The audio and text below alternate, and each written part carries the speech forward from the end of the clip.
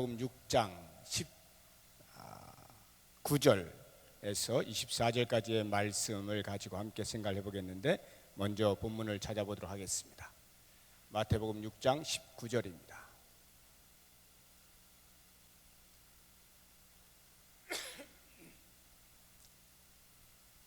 마태복음 6장 19절에서 24절까지의 말씀, 우리 한 목소리로 읽겠습니다.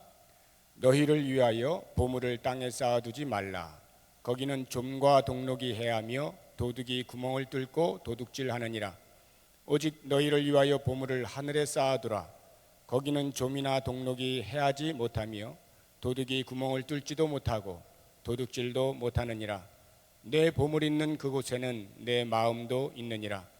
눈은 몸의 등불이니 그러므로 내 눈이 성하면 온몸이 밝을 것이요 눈이 나쁘면 온몸이 어두울 것이니, 그러므로 내게 있는 빛이 어두우면 그 어둠이 얼마나 더하겠느냐. 한 사람이 두 주인을 섬기지 못할 것이니 혹 이를 미워하고 저를 사랑하거나 혹 이를 중히 여기고 저를 경히 여김이라. 너희가 하나님과 재물을 겸하여 섬기지 못하느니라. 아멘. 오늘 말씀의 제목이 일편단심입니다. 많이 들어보셨죠? 조용필의 노래도 있죠. 일편단심 민들레야. 그 다음은 모르겠습니다. 일편단심, 그 문자적으로 이해를 하면 한 일자의 조각편자, 붉을단자의 마음심입니다. 그러니까 한 조각의 붉은 마음, 문자적으로는 그런 의미입니다. 그러나 이제 그 의미가, 그 말이 갖는 의미는 이제 변함없이 한 곳을 향하여 중심을 가지고 사랑하는 마음, 이렇게 이해를 우리가 다 하고 있습니다. 일편단심을 오늘 제가 이 말씀 가운데에서 제목으로 삼고 말씀을 드리려고 하는 것은 24절에 그와 같은 내용이 나오는 것입니다. 한 사람이 두 주인을 섬기지 못할 것이니 혹 이를 미워하고 저를 사랑하거나 혹 이를 중히 여기고 저를 경히 여김이라. 너희가 하나님과 재물을 겸하여 섬기지 못하느니라. 하나님과 재물을 겸하여 섬기지 못한다. 한 사람이 두 주인을 섬길 수 없다라고 하는 이 말씀에서 우리가 일편단심을 읽어볼 수가 있는 것입니다. 예수 그리스도를 믿는 사람으로 하나님을 섬기는 자가 그 마음에 하나님 아닌 또 다른 그 무엇을 사랑하지 않는 것, 오직 하나님만 집중하여 사랑하는 그 태도를 가리켜서 일편단심이라 이렇게 말을 할 수가 있겠습니다. 예수님께서 제자의 삶을 시작하는 예수 공동체 안에 들어온 그 사람들에게 가르치시기를 너희는 일편단심이 되어야 한다라고 이렇게 가르치신 것입니다.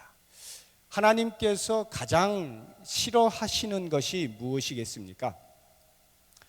여러분들이 성경을 읽어보시다 보면은 하나님께서 참 싫어하시는 것을 한눈에 알아볼 수 있는 것이 있는데, 그것이 우상숭배죠. 특별히 구약을 읽어보시게 되면 이스라엘 백성들이 혼나고 또는 하나님께서 이렇게 설득을 하시고 또는 징계를 하시고 책망하시고 기다리시고 애쓰시는 그 모든 것이 다 우상 숭배와 관련이 있습니다. 하나님께서 이스라엘 백성들을 얼마나 사랑하시는지, 오직 당신의 백성들을 사랑하시는 그 일편단심의 마음과 달리 이스라엘 백성들은 하나님만 그렇게 사랑하지 않고 하나님 아닌 또 다른 것에도 마음이 빼앗기는 때가 많이 있으므로 하나님께서는 그때마다 이스라엘 백성들에게 훈계하시고 책망하시고 그리하면 안 된다라고 말씀하시고, 너무 심하게 나아가면 징계를 하시면서까지라도 돌아오도록 끊임없이 요청을 하시는 것을 볼 수가 있어요. 하나님이 가장 싫어하시는 것이 우상 숭배입니다. 그래서 여호수아가 가나안 땅에 모든 이스라엘 백성들을 다 이제 데리고 들어가서 땅을 분배한 후에 이제 죽게 되었을 때에 그 이스라엘 백성들이 또다시 하나님을 떠나지는 않을까, 하나님 아닌 또 다른 것에 마음이 빼앗기지는 않을까, 세겜 땅에 전부 불러 모아놓고 너희가 어떻게 할래? 나와 내 집은 오직 여호와 하나님만 택하여 섬길 것인데 너희들은 어떻게 할래? 저 요단 동편에 있던 그 많은 우상들을 또 섬길 것이냐? 이렇게 촉구를 하시고 돌아가시죠. 그때 이스라엘 백성들이 대답을 하잖아요. 우리도 당신과 같이 오직 하나님만 섬기겠습니다. 이렇게 말하죠. 하나님은 하나님 당신을 섬기시는 백성들, 내가 사랑하는 만큼 그들이 나를 사랑하기를 간절히 원하시고 그것을 가장 기뻐하시는 것입니다. 그와 같은 모습이 구약에만 있는 것이 아니에요. 신약에 오면은 똑같이 하나님께서는 우상 숭배를 싫어하신다고 하는 사상이 신약에도 계속 나와 있는데 형태를 좀 달리합니다. 구약에는 실제로 그 우상이라고 하는 눈에 보이는 가시적인 상들이 있었죠. 뭐 바알을 섬긴다든지 아스타롯을 섬긴다든지 눈에 보이는 우상들이 있었습니다. 이스라엘 백성들이 그와 같은 우상들을 섬겼던 것이에요. 그에 반하여서 신약에 와서는 그런 우상을 섬기는 것과 같은 모습은 잘 보이지 않습니다. 그러나 신약의 그 말씀들을 보게 되면 사도 바울이 골로새서 3장 5절에서 이렇게 말씀하시죠. 그러므로 땅에 있는 지체를 죽이라. 땅에 있는 지체를 죽이라. 곧 음란과 부정과 사욕과 악한 정욕과 탐심이니 탐심은 우상 숭배니라. 이렇게 말씀하거든요. 그러니까 신약에 와서 여전히 하나님이 싫어하시는 것은 우상 숭배인 것은 틀림없는데 그 우상 숭배의 모습이 약간 달라진 거예요. 구약에서는 가시적으로 나타난 것이었다고 한다면 신약에 와서는 이제 내면으로 공격해 들어오는 우상 숭배입니다. 곧 탐심이라 이렇게 말씀을 하시는 거예요. 그래서 예수님께서 오늘 본문의 말씀 가운데서도 그 제자들에게 가르쳐 주시기를 이 탐심, 하나님과 재물을 동시에 겸하여 섬길 수 없는 것에 대해서 말씀을 하고 있는 것입니다. 일편단심이어야 한다, 이렇게 말씀을 해주고 있는 것이죠. 자, 이와 같은 그 일편단심이라고 하는 것에 대해서 이 재물과 하나님을 동시에 섬길 수 없다라고 하는 것에 대해서 우리가 혹시 이렇게 오해를 하시면 안 됩니다. 하나님과 재물이 대치가 되어지는, 하나님과 재물이 대조가 되어져서 하나님을 섬기려면 재물을 다 없애야 한다, 이렇게 혹시 오해를 하시면 안 됩니다. 그러니까 재물을 다 없애고 나서 많이 하나님을 섬길 수 있다라고 예수님께서 가르치시는 것이 아니에요. 그런데 이와 같은 오해를 할 만한 그 비유를 예수님께서 말씀하시기도 했어요. 마태복음 10장 17절 이하를 보면 한 젊은 그 부자 청년, 관리이기도 한 그 부자 청년에 대한 비유를 들지 않습니까? 비유가 아니죠. 그 사건이 있죠. 한 그 부자 청년이 와서 선생님이여 내가 어떻게 하여야 영생을 얻으리까? 이렇게 예수님에게 질문하니까 예수님께서 이제 구약에 있는 모든 10계명들을 쭉 들어가면서 이런 계명들 지켰니? 라고 하니까 이 부자 청년이 그 말을 듣고 싶었는지 곧바로 대답하기를 내가 그것은 어렸을 때부터 다 지켰습니다. 그랬더니 예수님께서 아직 한 가지 부족한 것이 있으니 내게 있는 재물을 다 팔아 가난한 자들에게 주라. 그리하면 그것으로 하늘의 보물을 쌓게 되어질 것이고 너는 그 후에 나를 좇으라. 이렇게 말씀하시거든요. 이 청년이 어떻게 했나요? 슬픈 기색을 띠고 그 말을 듣자마자 이럴 수가 하고는 근심하며 돌아갔다라고 기록을 해놓고 있습니다.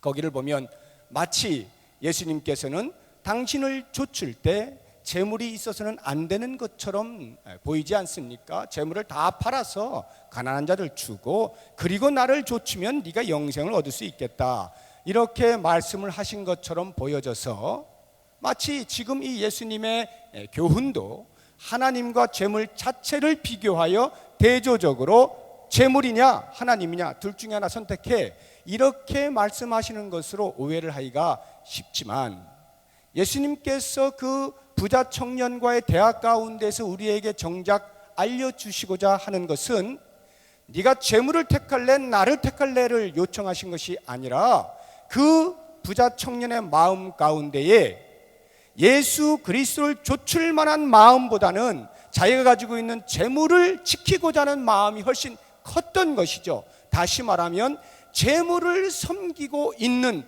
그것에 대하여 내려놓아야만 나를 좇을 수가 있고 나를 섬길 수가 있고 내 제자가 될 수 있고 영생을 취할 수 있는 것이다, 이렇게 말씀하시는 것이거든요. 재물을 섬기는 문제입니다. 재물의 문제가 아니라 재물을 섬기느냐 아니면 하나님을 섬기느냐, 내가 여기 서서 하나님을 섬기느냐 재물을 섬기느냐는 이 섬김의 문제로 예수님께서 교훈하고 계신 것입니다. 그것이 바로 하나님만 섬기는 일편단심을 가르쳐 주시는 거예요. 자, 그렇다고 하면 이 섬긴다라고 하는 말의 진정한 의미가 무엇이겠습니까? 무엇을 가리켜서 섬긴다라고 말을 합니까? 섬긴다는 것은 한마디로 그 섬김의 대상을 나의 주인으로 삼는다, 이런 말이에요. 내 주인으로 삼는다. 그러니까 우리가 하나님을 섬긴다라고 하는 것은 하나님을 내 주인으로 삼는다, 하나님께서 기뻐하시고 원하시는 것을 내가 찾아 행한다, 그것을 나의 기쁨으로 한다, 그것을 내 삶의 목적으로 여기겠다, 이것이 하나님을 섬긴다는 말의 의미예요. 그러면 반대로 재물을 섬긴다는 말은 어떤 것이 되겠습니까? 내가 재물을 내 주인으로 삼고 재물이 원하는 대로 내가 하고 재물의 말을 듣고 재물의 노예가 된다, 이런 말인데, 여러분들은 그런 말씀을 듣게 될 때 내게 있는 물질, 내게 있는 돈, 내가 그것을 섬기는가? 이런 생각이 들지 않습니까? 내가 열심히 일을 해서 돈을 버는 것인데 그래서 내 것이 되었다라고 하는 이것이지, 그것이 뭐 내가 그 재물을 섬기는 것이냐라고 의아해 하실지 모르겠습니다만, 한번 여러분의 삶을 곰곰이 이렇게 짚어보십시오. 처음에 우리는 다 돈을 법니다. 열심히 일을 해서 돈을 벌어요. 한 푼, 두 푼 이렇게 벌어요. 그 기쁨도 있고요, 또 하나님께 감사하기도 하고요, 여러 가지 모양으로 그 돈을 잘 사용하기도 합니다. 그러나 나도 모르는 사이에 그 돈을 벌어가는 과정 속에서 나의 초점이 하나님으로부터 돈으로 옮겨가게 될 때, 나도 모르는 사이입니다. 점점 그렇게 옮겨가게 되면서 결국에 나중에는 어디까지 가게 됐냐면 그 돈을 모음으로써 모아진 그 재물이 결국 나를 통제하도록 내어 맡기게 되어 있는 것입니다. 우리도 모르는 사이에 그런 일이 일어나요. 재물이 나를 통제합니다. 많이 모으면 많이 모을수록 좀 더 모으고 싶은 마음이 생기고 그 돈을 혹시 누가 어떻게 하지나 않을까? 좀이나 동록이나 도둑이 훔쳐가지는 아니할까? 어디에다 잘 감춰둬야 하나? 어디에다 쌓아둬야 하나? 염려하게 됩니다. 돈을 못 모으면 못 모을수록 그 못 모은 것에 대하여서 내가 그럼 앞으로 어떻게 살게 될 것인가? 어떻게 한 푼이라도 더 모아야 될 텐데 라고 하는 염려가 점점 쌓이게 됩니다. 이렇게 하면서 나도 모르는 사이에 그 재물이 내 삶을 지배하도록 내어 맡기게 되어 있다는 것이에요. 그래서 그 재물의 많고 적음에 따라 내 삶의 존재감을 확인하는 것입니다. 재물이 많으면 많을수록 내 존재감이 드러나는 것이에요. 재물이 없으면 없을수록 나는 이 땅에 있으나 마나한 사람이 되어버리는 것입니다. 재물이 얼마만큼 있느냐에 따라서 나의 존재 가치를 매기는 것입니다. 많으면 많을수록 내가 가치 있는 자라 여기게 되어지는 것이고, 없으면 없을수록 에휴 이 꼴이 이게 뭐야, 이렇게 되어지는 거예요. 무엇입니까? 재물이 나를 지배하는 것이죠. 내가 그 재물을 섬기고 있는 것 아닙니까? 재물로 인하여서 나의 존재감과 나의 가치가 왔다 갔다 하니까 내가 그 재물의 노예가 되어 있는 것이고, 재물은 곧 나를 섬기고 있는 것이 되는 거죠. 바로 이러한 부분을 예수님께서 그 죄자된 자들에게 그들의 앞으로의 모든 삶에 대하여 과연 너희들이 어떠한 마음가짐으로 살아가야 할 것이냐를 가르치시면서 그와 같은 하나님 아닌 다른 어떤 것에 마음이 빼앗기지 아니하고 오직 하나님께 대하여서만 일편단심으로 살 것을 가르치고 계시는 거죠. 자, 그렇다고 하면 예수님께서 어떻게 우리의 마음이 하나님께만 집중할 수 있는가, 어떻게 하나님께만 일편단심으로 살아갈 수 있는가, 재물을 섬기지 아니하고 살아갈 수 있는가 라고 하는 것에 대해서 여러 가지로 말씀을 하고 계시는데, 오늘 본문에서 한 4가지 정도 나옵니다. 첫 번째가 19절에 재물을 어디다 쌓아두지 말라래요? 땅에 쌓아두지 말라, 이렇게 말씀하죠. 여기 보물을 땅에 쌓아두지 말라. 땅에 쌓아두는 행위가 곧 그 재물을 섬기는 행위가 된다. 거꾸로 말하면 그런 것 아니겠습니까? 그 좋은 비유가 누가복음 12장에 나오잖아요. 누가복음 12장 16절 이하에 보면은 또 부자죠. 거기도 왜 부자 이렇게 많이 나오는지, 부자가 자기 밭에 소출이 풍성한 거예요. 이야, 이걸 보니까 걱정이 생겼어요. 어떤 걱정이겠습니까?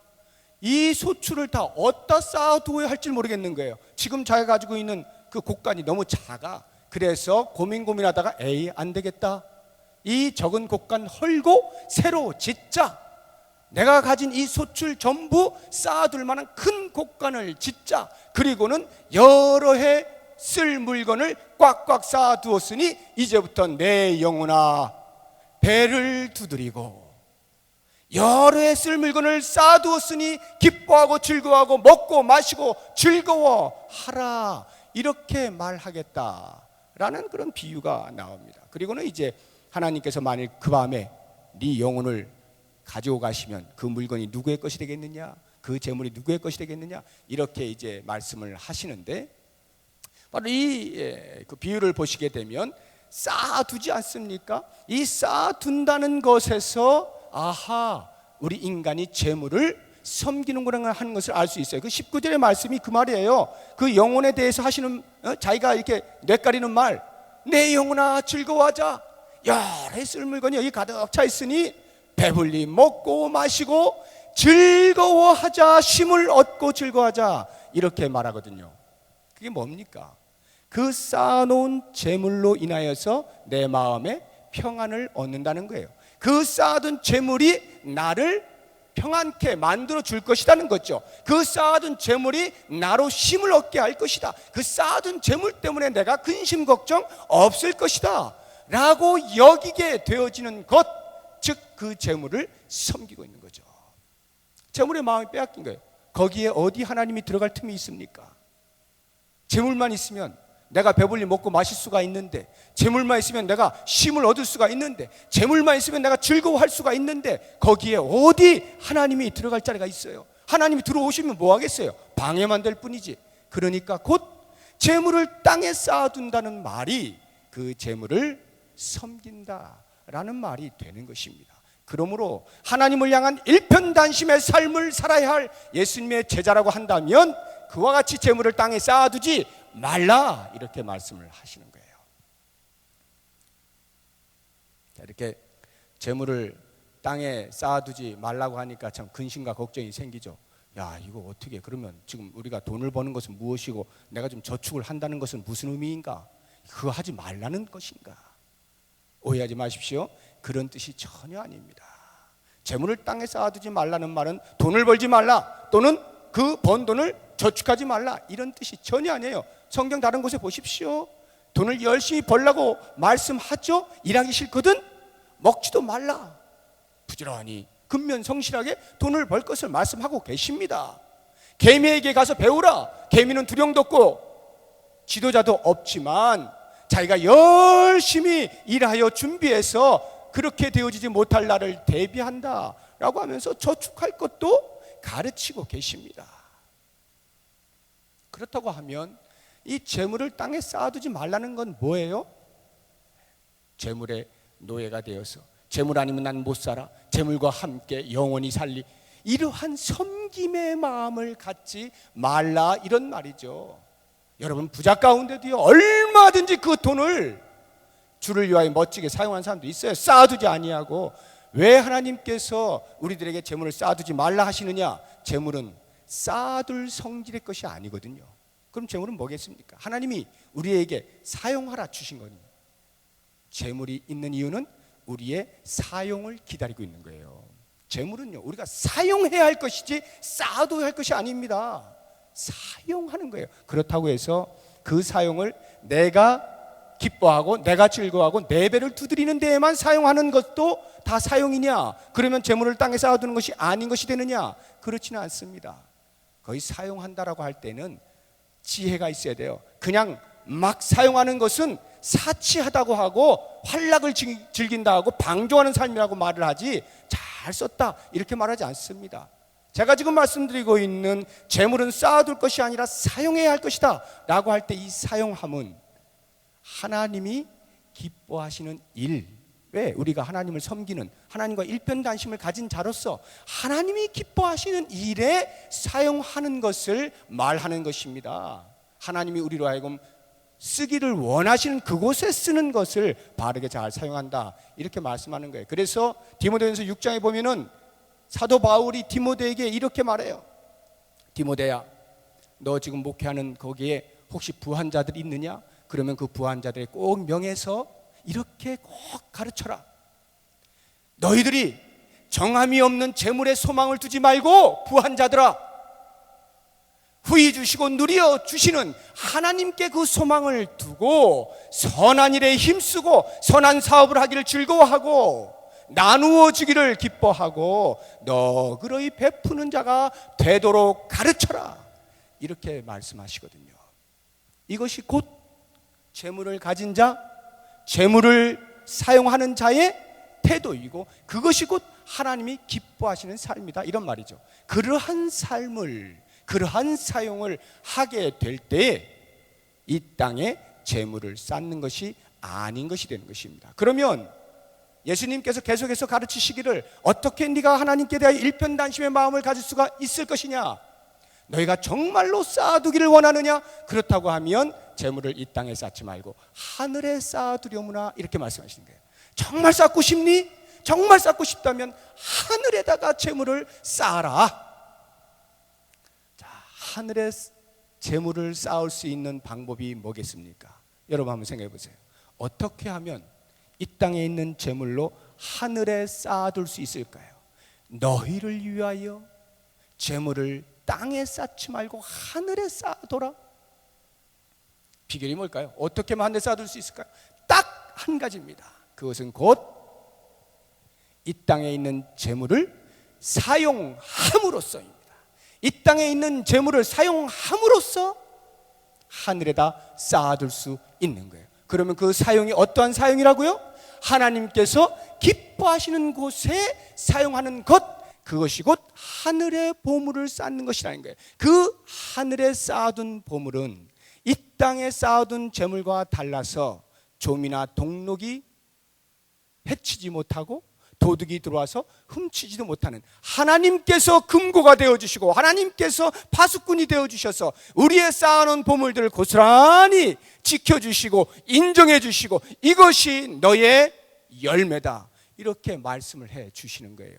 바로 그 하늘에다가 쌓으라는 거예요. 이 땅에 재물 쌓아두면 고작 해야 옛날에는 그 재물이라고 하는 거, 보물이라고 하는 것이 주로 이 좋은 옷, 비단 같은 거 아니면은 금은 폐물 이런 것들이었거든요. 그래서 쌓아둔다는 말을 하는 거예요. 뭐 은행에다 쌓아둘 수도 없는 거고 집안 어디에다가 이렇게 쌓아두는 거 아니겠습니까? 그런데 그 좋은 것일수록 어디다 쌓겠어요? 아주 막 깊숙한 어디 남들이 못 보는 그런 데에 쌓을 거 아니겠어요? 그러면 그렇게 옷 같은 거 한번 생각해 보세요. 좋은 옷이어서 아무도 못 보게 해야지, 아무도 못 훔쳐가게 해야지. 그리고 몰래 깊은 거에 숨겨두면 숨겨둘수록 공기가 안 통하니까 어떻게 되어 있어요? 거기 곰팡이 쓸고 좀이 먹을 거 아니겠어요? 빵꾸 뻥뻥 나서 나중에 보면 입지도 못하게 돼 있죠. 금은 폐물, 뭐 금은 녹슬지 않는다 그러는데 옛날에 이렇게 그 금은 폐물들을 이렇게 보관할 때 어디다 보관했겠어요? 주로 땅에 묻는 것입니다. 아무도 모르게 땅에 묻는 거예요. 그래서 밭에 뭐 보화가 떨어졌다는 하는 말들이 다 그런 말인데 땅에 이렇게 묻는 거예요. 그러면 땅에 묻어두면 그 금은 아무리 뭐 금 할아버지라 할지라도 땅에 묻어두면 산화작용이 일어나요. 그래가지고 그냥 녹슬게 돼 있는 것입니다. 이 땅에 쌓아두는 것은 그렇게 좀이 먹고 동록이 들고 때로는 돈 있는 곳에 도둑이 있다고 도둑이 항상 들끓어 어디서 이렇게 빼앗긴다. 그러니까 그런 쓸데없이 손해보는 일 하지 말고 이 땅의 것으로 하늘에 쌓아두면 그것을 하나님께서 다 기억하시고 우리가 그 영원한 하늘나라에서 영원한 삶을 살게 될 때 그것이 우리의 열매가 되어 우리의 상급이 되어 살게 될 것이다 라고 하는 것입니다. 그러므로 우리가 정말로 하나님을 사랑하는 마음이 있다면 돈 많은 여러분들, 그 돈으로 하늘을 향하여 하늘에다 보물을 쌓으시고, 돈이 없으신 분들 돈 버는 목적을 하늘에 쌓아둘 것을 목적하여 돈을 버십시오. 내가 먹고 사는 것 때문에 그것을 넘어서서 이제는 정말 거룩한 욕심을 가지고 여러분 돈을 벌어보십시오. 그 순수한 마음, 어떻게 하면 하나님이 기뻐하실 돈을 벌 수 있을 것인가를 고민하고 있는 사람들에게 하나님께서 지혜를 주시지 않겠습니까? 기회를 주시지 않겠습니까? 돈을 벌 수 있는 자리를 마련해 주지 않겠어요? 하늘의 보물을 쌓아두고자 하는 자에게 하나님이 그 길을 열어주지 않으시겠냐고요. 그래서 예수님께서 그 제자들에게 일편단심을 가르치실 때 그것은 곧 우리들에게도 동일한 마음으로 가르치시는 것이고, 오늘 우리도 그것을 들어야 하는데, 예수님께서 그 일편단심으로 오직 하나님만 사랑하며 재물로부터 마음이 빼앗기지 않을 수 있는 또 다른 하나의 방법으로 21절 말씀을 하고 있습니다. 내 보물이 있는 그곳에는 내 마음도 있느니라. 보물이 있는 그곳에 마음도 있다. 즉 우리의 마음을 하늘에 두라는 거예요. 우리의 마음을, 재물을 하늘에 쌓는 것뿐만 아니라 우리의 마음을 하늘에 두라는 거예요. 이게 무슨 말이겠어요? 마음이 하늘에 있다. 이 참 그 보물이 있는 곳에 마음이 있다는 말은 절대 불변의 진리 아니겠습니까? 언제나 내 귀중한 것이 있는 곳에 내 마음이 가 있잖아요. 그래서 그 버스를 타면 그 사기, 이거 뭐라, 이 쓰리꾼, 소매치기, 소매치기가 어떻게 이렇게 잘 소매치기를 하느냐? 물론 이제 기술이 좋아서도 소매치기를 이렇게 잘 하는 거지만, 그 기술을 하기 전에 돈이 어딘지 어떻게 아냐 이거지. 그 소매치기가 돈이 어딘지 어떻게 알아 도대체? 뭐 처음부터 그 은행에서부터 졸졸 쫓아다녔나요? 그런 거 아니고요. 그냥 딱 버스 타면요 안 돼요. 보물이 있는 곳에 마음이 있다고 자꾸 만지는 거예요. 이렇게. 그럼 벌써 여기에 뭐가 있는 거라. 소매치기는 딱 보면 안다는 거예요. 그럼 여기야 그냥 쭉 돈이 쑥 이게 빠져나오는 거죠. 보물이 있는 곳에 마음이 있어요. 그러면 우리의 마음을 하늘에 둔다는 것은 하늘의 보물을 쌓는 자니까 당연히 우리의 마음이 하늘에 있는 것일 것이고, 우리의 마음이 하늘에 있다는 것은, 하늘에 있다는 말의 의미가 뭡니까? 하나님과 사귐이 있다는 것이죠. 바꿔서 말해서 우리가 만약 이 땅의 재물에 마음을 둔다는 것은 이 땅을 지배하고 있는 사단과 사귐을 갖는다는 것이고, 그 사단을 섬긴다는 것 아니겠습니까? 우리의 마음을 하늘에 두면 언제나 그 하늘에서 지배하시는 하나님의 마음을 헤아릴 수가 있게 되어지고, 그 하나님의 마음을 따라서 내가 누구를 섬길 것이고, 그러면 그 나머지 것 가지고 나는 무엇을 하며 살 것이냐 하는 것이 금방 생각나지 않겠어요? 여러분, 여기에서 예수님께서 이 재물을 가지고 말씀을 하시지만 우리가 재물만 생각하시면 안 돼요. 재물만 우리가 섬기는 게 아니에요. 하나님을 섬기지 않는 그 모든 것이 다 재물이 되어진, 거기 보물이 그 돈뿐만이 아니라 하나님을 섬기지 않는 다른 그 무엇이 다 보물이 되는 것입니다. 예를 들어서 여러분들이 돈은 별로 없는데 자식이 끝내줘. 예? 내 자녀들이 막 너무 출세해버렸어요.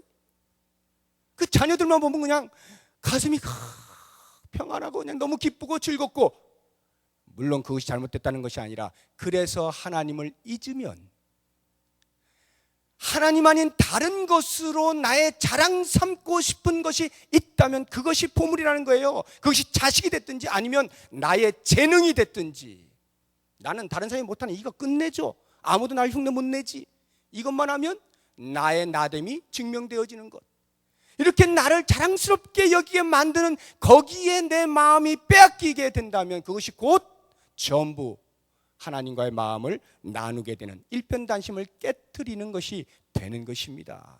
그러므로 우리가 하늘의 마음을 둔다는 것은 이와 같이 하나님 아닌 것으로 나를 자랑스럽게 여기고 싶어하는 그 어떠한 것에 대하여서도 내 마음이 빼앗기지 아니한 채 그것은 쌓아둘 무엇이 아니라 사용할 것으로 하나님의 영광을 위해서 하나님의 기뻐하실 마음을 헤아려서 사용해낼 때 거기에 가치가 생기는 거고, 우리의 일편단심이 변함이 없는 거예요. 마지막으로 예수님께서 우리에게 가르쳐 주시는 것은 22절부터 나와 있는 그 눈에 대한 비유인데요. 눈이 어두우면 온 몸이 어둡게 되어서 어디로 가게 될지 모른다라고 하는 말씀을 통해서 우리에게 보여주는 게 우리에게 가르쳐 주시는 것이 무엇입니까? 우리의 영의 눈이 닫히면 우리가 하나님이 기뻐하시는 일이 무엇인지 알지를 못하여, 하나님이 기뻐하시는 일이 무엇인지 알지 못하면 아무리 섬기고 싶어도 섬길 방법이 없죠. 그러므로 우리의 눈이 열려야 된다는 거예요. 영안이 열려야 된다는 거예요. 그래서 하늘을 바라볼 줄 알아야 되고 하나님의 마음을 읽어낼 줄 알아야 된다는 것입니다. 우리의 영안이 어두워지면, 시력이 흐릿하면 앞을 걷지 못하는 거예요. 방향을 잃어버리는 것입니다. 그런 것처럼 우리가 하나님을 일편단심으로 섬긴다라고 할 때 우리의 영의 눈이 민감하게 열려서 하나님이 기뻐하실 일들에 대하여서 쫙 목록을 세울 수 있어야 되고, 하늘을 바라보고 하나님이 기뻐하여 웃으실 일이 무엇인가를 볼 수 있어야 하는 것입니다. 그 일을 해낼 때 우리는 비로소 일편단심의 마음을 가지고 이 땅을 사는 동안에 그 순간의 것들로 영원을 준비하는 지혜가 있게 되어지는 것이고, 이러한 삶이 때로는 우리에게 좁은 길을 요구하는 것 같고 힘든 길을 요구하는 것 같고 너무나 편협된 길을 요구하는 것 같고 마치 이 땅에서 어떤 모든 재미를 다 빼앗아가는 것처럼 보이지만, 사실은 하나님만을 섬기는 일편단심의 마음에서 가장 자유를 누릴 수 있고 가장 풍요로운 삶을 살 수가 있고, 돈도 자유롭고 내 재능도 자유롭고 내게 있는 시간도 내가 자유롭게 쓸 수가 있고, 내가 자랑스러워할 그 모든 것들을 내가 자유하면서 누릴 수가 있게 되는 것입니다. 하나님만을 사랑하는 일편단심의 마음이 이 밤에 우리 모두에게 있어서 그 마음 가지고 우리 하나님께 간절한 마음으로 기도하는 귀한 밤이 되시기 바랍니다. 기도하겠습니다.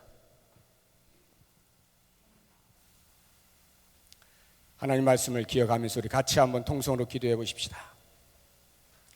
과연 나는 지금까지 내 신앙의 삶이 오직 하나님께만 집중하여 하나님만 사랑하며 살아왔는가?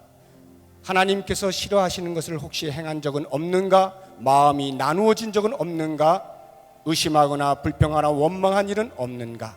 이 시간에 우리의 마음을 다시 한번 돌아보면서 우리를 가장 사랑하시고 우리에게 전심으로 그 사랑을 보이시는 하나님께 대하여 우리의 마음을 하나로 고정하여서 오직 하나님만 사랑합니다. 하나님만 사랑합니다. 하나님을 사랑하는 그 사랑에 매여서 하나님 기뻐하신 일을 하겠습니다. 우리 다 같이 다짐하는 기도를 드리겠습니다. 기도하십시다.